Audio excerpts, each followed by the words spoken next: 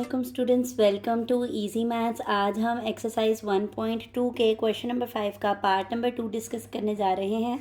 Previous video में हमने इसका पार्ट नंबर 2 डिस्कस किया था और साथ में ये भी आपको बताया था कि जो एक्सरसाइज 1.2 के क्वेश्चन नंबर 5 है वो क्वेश्चन नंबर 2 से बहुत सिमिलर है। बहुत क्या, बिल्कुल ही सिमिलर है। यानी जिस बच्चे ने क्वेश्चन नंबर 2 को अंडरस्टैंड कर लिया, जिस स्टूडेंट ने, उसके लिए करना बहुत आसान है, क्योंकि लॉज ऑफ इंडिसेस को इस्तेमाल करते हुए हमने सॉल्व करना है। तो इन क्वेश्चंस में हमेशा से हमारा स्टार्ट ये होता है कि हमने जो नंबर्स हैं जो कि अपने प्राइम फैक्टर की शक्ल में नहीं मौजूद, हम उनको प्राइम फैक्टर फॉर्म में लेके जाते हैं, यानी कि एक्सपोनेंट फॉर्म में लेके जाते हैं, पावर फॉर्म में लेके जाते हैं। तो चलते हैं, सबसे पहले 54 को सॉल्व करते हैं। और पावर फॉर्म में लेकर जाने के लिए हमने सीखा था कि हम उसका एलसीएम ले लेते हैं। तो ये इसके लास्ट वैल्यू 4 है जो कि इवन है, तो हमें पता चल गया कि ये 2 पे कैंसिल होगा। तो 2 2 4 हो गया, 1 इधर कैरी, 2 7 14। अब हमें 27 का पता है कि ये 3 के टेबल पे कैंसिल होता है, तो 3 9 27, 3 3 9 और 3 1 3। तो 54 को हम एक्सपोनेंशियल फॉर्म में कैसे लिख सकते हैं? 2 multiply by 3 raise to power 3 जो है वो 54 को लिखने का तरीका है, क्योंकि ये एक डिफरेंट फैक्टर आ गया और ये 3 सेम है। 27 को देख लेते हैं। 27 आपके पास आएगा 3 के टेबल पर, तो 3 9 27, 3 3 9 और 3 1 3। तो 3 का क्यूब लिख सकते हैं हम 27 की जगह पर। 9 जो है वो आपके पास कहाँ पर आ सकता है? 3 3 9 और 3 1 3। तो 3 का स्क्वायर जो है वो हम लिख सकते हैं 9 की जगह पर। 216 का एलसीएम ले लेते हैं हम। 216 लास्ट पे 6 है, तो ये 2 के टेबल पे कैंसिल हो जाएगा, क्योंकि 6 एक इवन नंबर है। 2 1 2। अब ये देखें, हमें पूरा का पूरा 16 जो है वो 2 के टेबल पे लेके जाना है। तो ये एक इंपॉर्टेंट पॉइंट है जो बच्चे बहुत ज़्यादा ही गलती करते हैं स्टूडेंट्स। वो ये है कि यहाँ पर वो अब डायरेक्ट 2 8 16 लिख देंगे। तो आप ये एक चीज़ देख लें कि अगर मैं यहाँ पर 18 लिखती हूँ कि 18 के टेबल पे 216 आता है, यानी कि स्टूडेंट्स के मुताबिक अगर मैं यहाँ पे डायरेक्ट 8 16 लिखूँ तो ये 2 18 216 बनता है। तो हम मल्टीप्लाई करके देख लेते हैं कि वाकई ये 216 बनता है या नहीं बनता। तो 2 8 16 आ गया और 2 1 2 आ गया, प्लस 3 किया तो 36 आ गया। ये तो गलत हो गई बात, यानी यहाँ पे 216 आंसर आना चाहिए था हमारा। तो ये मैथमेटिकल रूल है कि जब आपको डिवीजन के दौरान फर्स्ट वैल्यू के बाद कभी भी आपको दो वैल्यूज़ को एक साथ डिवाइड करवाना पड़े तो आपको यहाँ पर एक ज़ीरो देना पड़ता है उसकी प्लेस पे, और फिर आप इसको लेके जाते हैं कि ये हमने टू वैल्यूज़, पहली वैल्यू के बाद जब हमने टू वैल्यूज़ इकट्ठी इस्तेमाल की हैं तो हमने एक ज़ीरो दिया है और फिर वो नंबर लिखा है जिस पे ही डिवाइड हो रहा है। अब हम ये भी चेक कर लेते हैं कि 108 जो है वो अगर हम 2 से मल्टीप्लाई करें तो क्या इसका आंसर आता है?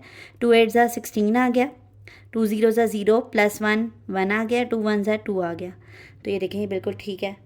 यानी कि जब हम मल्टीप्लाई करते हैं तो वापस से वो नंबर तो बनना चाहिए ना। 9 3 27 बन रहा है, 3 3 9 बन रहा है, तो 108 को 2 से मल्टीप्लाई करें तो ये 216 बनना चाहिए। तो ये ज़ीरो जो एक पॉइंट है ये इंपॉर्टेंट था, ये देख लें आप।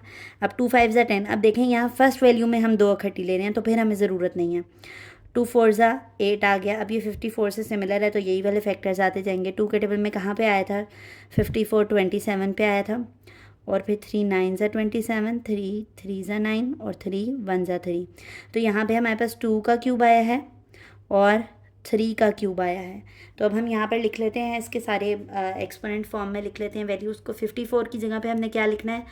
2 into 3 raise to power 3 multiply bye,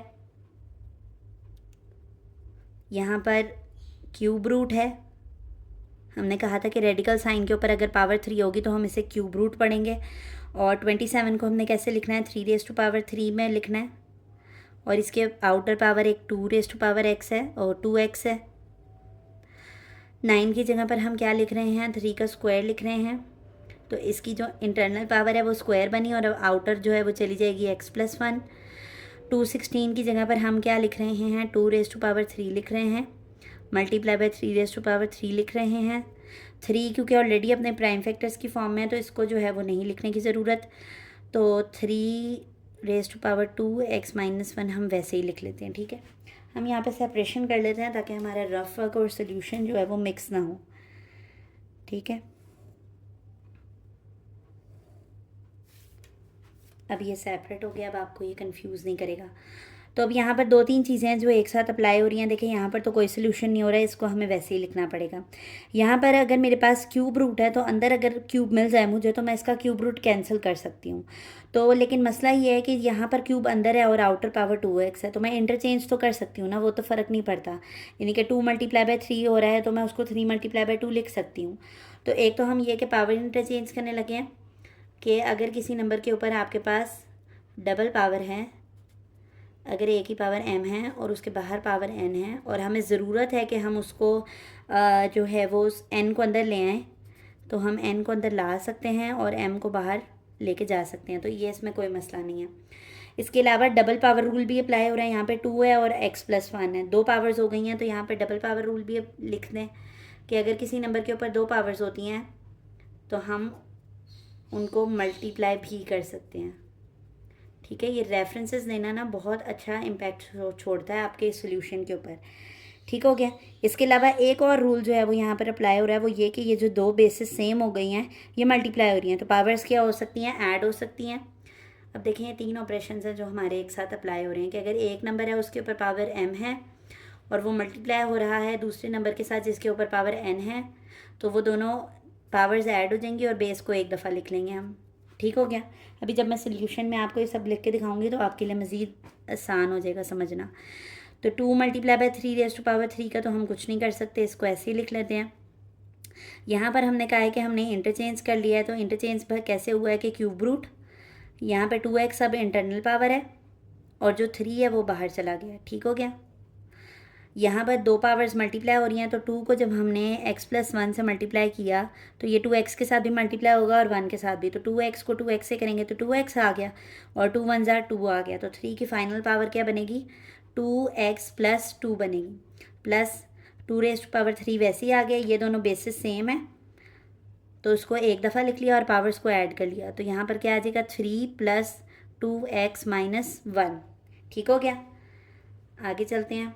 हमारे पास यहाँ पर मज़ीद एक लॉ ऑफ इंडसेस अप्लाई हो रहा है कि अगर हमारे पास कोई नंबर है a, उसके ऊपर पावर है m और उसके ऊपर रेडिकल साइन में भी पावर m है, तो वो दोनों कैंसिल हो जाती हैं और हमारे पास फाइनल क्या बचता है, a बचता है। तो ये देखिए यहाँ पर मैं यही चीज़ करने लगी हूँ कि ये 3 और ये 3 कैंसिल आउट हो गए। मैं यहाँ इक्वल्स डालती हूँ ताकि मिक्स ना हो आपस में चीज़ें। ये वैसे ही आ गया। यहाँ पर हमारे पास क्या आ जाएगा, 3⁻2x आ जाएगा क्योंकि ये क्यूब इसके क्यूब रूट के साथ कैंसिल हो चुका हुआ है। ये हमने बिल्कुल वेरी फर्स्ट लेक्चर्स में सीखा था ये काम करना। यहाँ पर हम क्या लिख सकते हैं, 2x+2 वैसे ही आ जाएगा, प्लस 2³ वैसे ही आ गया। यहाँ पर आप देखें 3 - 1 हो रहा है, तो 3 - 1 आपके पास क्या आता है, 2x पहले लिख लेते हैं और 3 - 1 का आंसर क्या आएगा, +2। अब आप देख रहे हैं ये बिल्कुल सेम हो गए हैं, तो जो सेम चीज़ होती है उसको हम कॉमन निकाल लेते हैं। और इसके अलावा यहाँ पर हमारे पास ये दोनों नंबर्स मल्टीप्लाई हो रहे हैं जिनकी बेसिस हैं सेम, तो हम पावर्स को क्या कर लेते हैं, ऐड कर लेते हैं।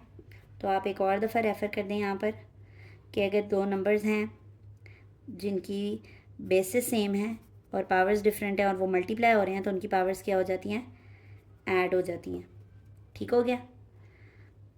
कुछ स्टूडेंट्स होते हैं वो कहते हैं कि हम लॉ ऑफ इंडसेस को बार बार रेफ़र क्यों करें, तो ये बात आप समझें कि आपको जब सोल्यूशन बाज़ आप अपने आफ्टर फ्यू वीक्स या आफ्टर अ फ्यू मंथ्स जब आप अपने नोट्स खोलते हैं तो आप स्टेप को डायरेक्ट समझ नहीं पाते कि ये यहाँ पर मैंने क्या किया था। लेकिन अगर आपने रेफ़र किया होगा ना तो आपको फ़ौरन से पता चल जाएगा कि मैंने यहाँ पर ये वाला फार्मूला अप्लाई किया है।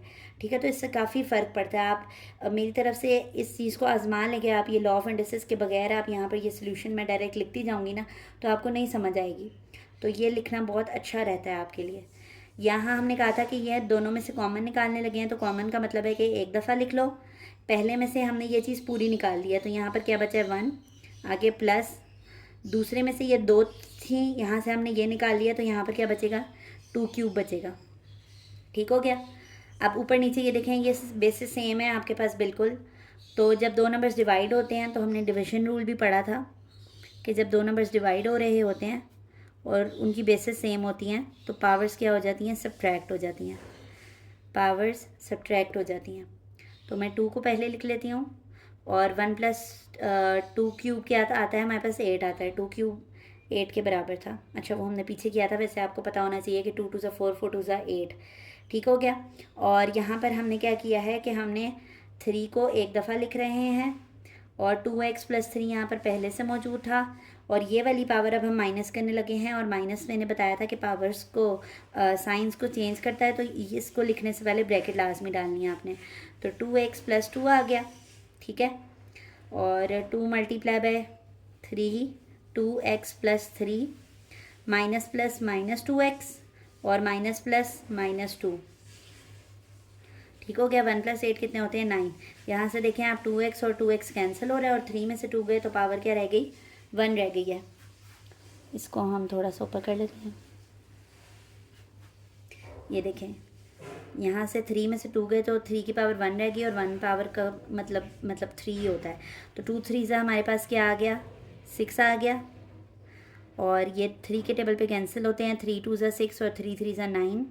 तो जो हमारे पास फाइनल आंसर आया है वो क्या आया है, 2/3 आया है, ठीक हो गया। तो ये एक इंतहाई इजी सा क्वेश्चन था, थोड़ा लेंथी था लेकिन इजी था बहुत। तो अगर आपको हमारा वे ऑफ़ टीचिंग इजी लगता है और आपको हमारी वजह से सवाल बआसानी समझ आ जाते हैं तो वीडियो को लाइक लाजमी कर दिया करें और चैनल को सब्सक्राइब कर दें और बेल आइकन को प्रेस कर दें ताकि हर नई आने वाली वीडियो आप तक पहुंचती रहे। अल्लाह हाफ़िज़।